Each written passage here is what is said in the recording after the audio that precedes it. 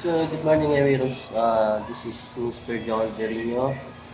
Isa po akong LTO accredited driving instructor dito kay Techno Driving Academy, Cubao Branch. So, meron po ako dalawa dito.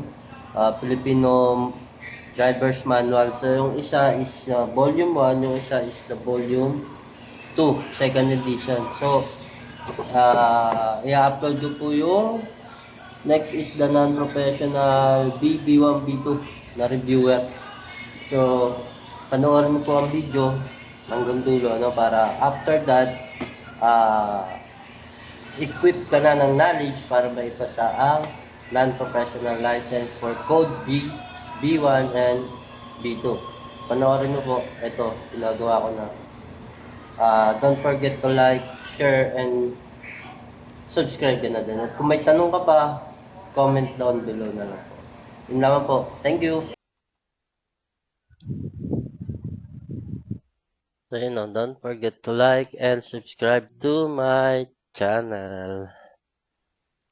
So, again, this is a non-professional light vehicle reviewer for code B, B1, and B2, no?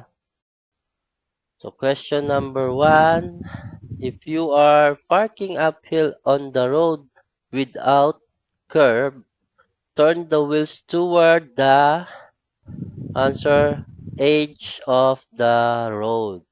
So question number 2, what does a flashing yellow light mean? So answer, you can proceed through the intersection with caution. Question number 3, when parking downhill, you must turn your wheels toward the curb. When parking question number 4, when parking uphill, you must answer, turn your wheels away from the curb. Question number 5, a solid yellow or white line on the road means passing or overtaking is not allowed. So question number 6, a red flag or red light must be attached to any load that extends over, answer, 1 meter from the body of the vehicle. So question number 7, what are the effects of the alcohol in the driver?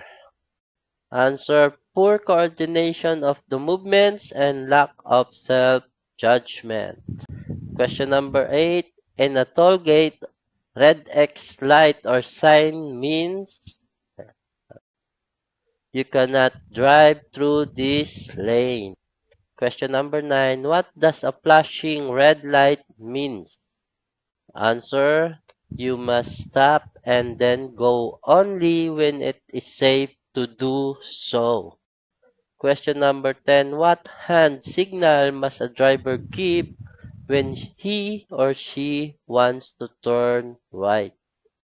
Answer, left arm bent at elbow hand pointing up like this.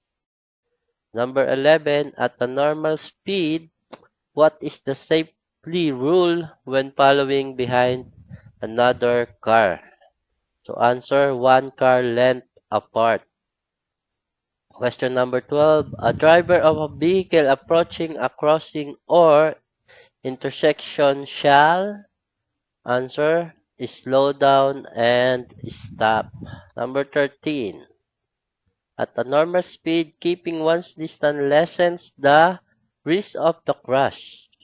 One good rule is to leave a car length or follow the 2-second rule. Question number 14, what should you do if you drive in heavy traffic and want to change lane? Answer, look out for cyclists or motorcyclists filtering through the traffic. Question number 15, where should you not overtake? So answer, at intersection and when approaching a bridge, curb, or a crest. Solid yellow or white line, shoulder of the road, railroad, hospitals and school zones, and busy streets. Number 16, what is the maximum penalty for driving under the influence of liquor or prohibited drugs? Answer, perpetua forfeiture of driver's license, no? Number 17, what should be done first when changing lanes? Answer, make a signal. Number 18, when merging on expressway, you have to make full use of the answer, acceleration lane or continuity lane. Number 19, what should a driver do when he is under medication that can affect of his driving? Answer, do not drive or consult a doctor before driving.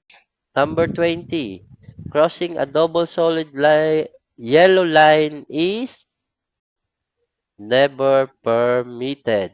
So question number 21, what must a driver do when an elderly person crosses the pedestrian lane?